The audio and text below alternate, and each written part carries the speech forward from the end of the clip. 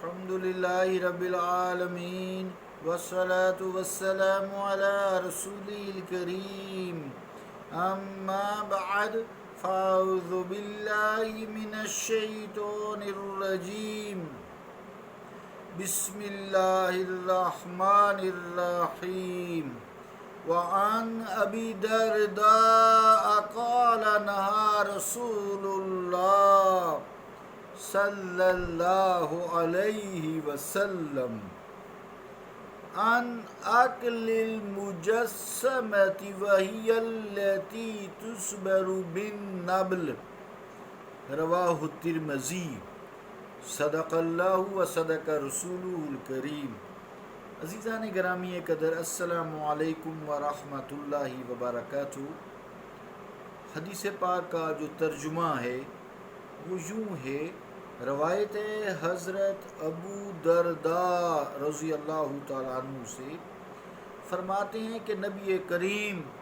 صلی اللہ علیہ وسلم نے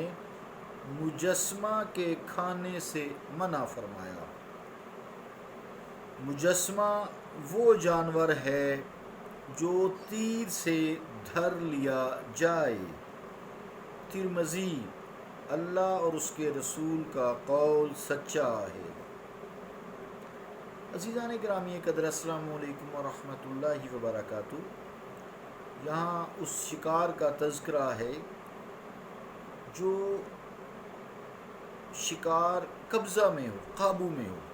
یعنی آپ نے جانور کو قبضہ میں کر لیا، کسی بھی طریقے سے کر لیا، پھر اس کو باندھ دیا رسی سے یا پنجرے یا جیسے بھی قید کر لیا، چاہے وہ پرندہ ہے چاہے وہ دوسرا جانور ہے، کوئی بھی حلال جانور ہے،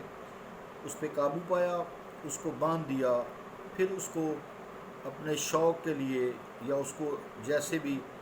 اذیت دینے کے لیے، نشانے کے لیے اس پہ تیر سے یا کسی بھی چیز سے نشانہ لگایا اور تکبیر بھی پڑی۔ اب وہ جانور چاہے گھائل ہو جائے، جیسے کوئی جانور ہرنی ہے، رسی سے بندھی ہوئی ہے، آزاد پکڑ لی ہے،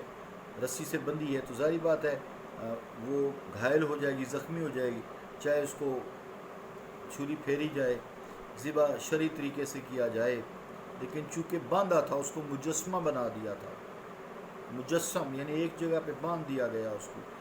مجسمے کی طرح، بت کی طرح باندھ دیا گیا، پھر اس پہ تیر یا گولی چلائی گئی، پھر اس کو حلال کیا یا وہیں فوت ہو گیا،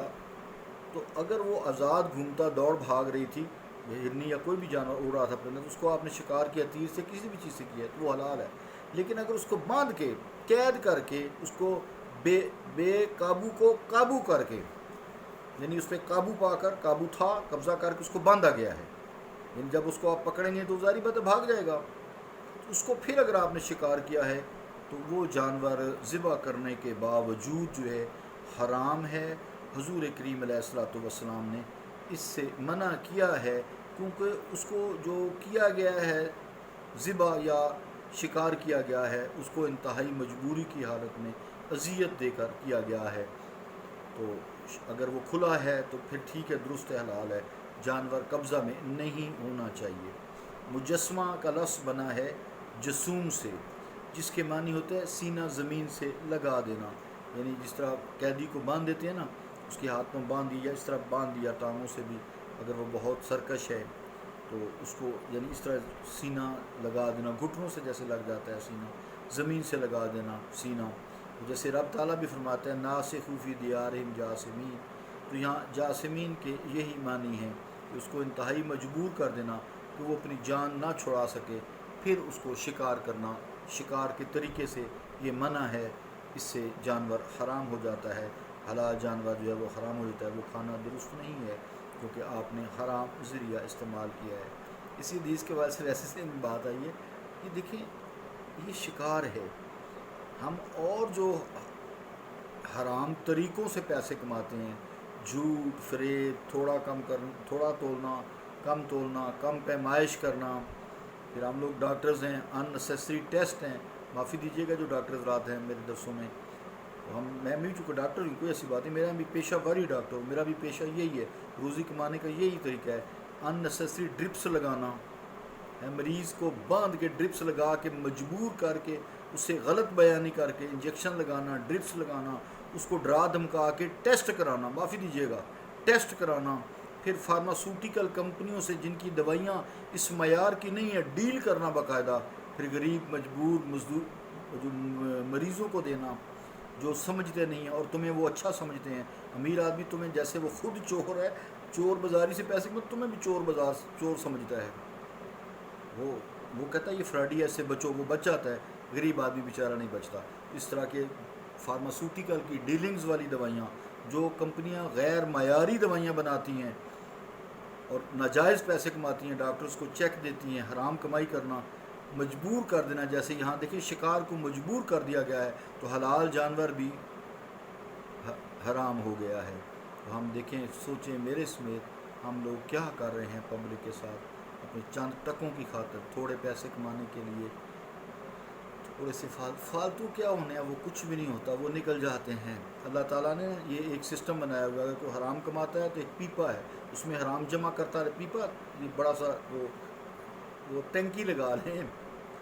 پیپا یہ گھی والا کنستر جسے کہتے ہیں، اس میں جو ہے ڈالتا جاتا ہے حرام، ڈالتا ہے تو نیچے ایک سوراخ ہو جاتا ہے، جیسے پیپے میں نا بالٹی میں نیچے سوراخ ہو جاتا ہے چھوٹا، تو اوپر سے پانی آتا ہے تو نیچے سے نکلتا جاتا ہے۔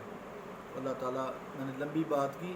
دل آزاری کسی کو، میں پھر بھی معافی چاہتا ہوں، لیکن بات میں نے کھری کی ہے۔ میں خود پیشہ ور ڈاکٹر ہوں، ہم لوگ عوام سے کیا کریں، چاہے وہ کسی پیشے میں ہوں، چاہے وہ دین فروش ہی کیوں نہ ہوں، دین فروشی میں وہ کیا جھوٹ بولتے ہیں، فریب بولتے ہیں، لوگوں کو فرقوں میں ڈال کے اپنی روزی حرام کرتے ہیں۔ ویسے بھی روزی کمانا من ہے، ویسے ہی حرام ہے، دین فروشی حرام ہے، من ہے، لا تشتروا بآیاتی ثمنا قلیلا۔ اب بات لمبی بکھر نہ جائے کہیں،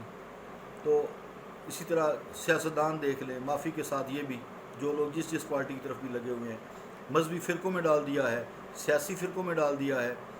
ہم لوگ کیا کرتے ہیں؟ اللہ تعالیٰ ہمیں حلال طریقے سے رزق کمانے کی توفیق عطا فرمائے۔ آج بات میں نے ذرا کھل کے لمبی کر دی ہے، معافی چاہتا ہوں۔ صلی اللہ تعالیٰ علی رسول خیر خلقہ محمد وعلی آلہ وصحبہ اجمعین برحمتک یا ارحم الراحمین۔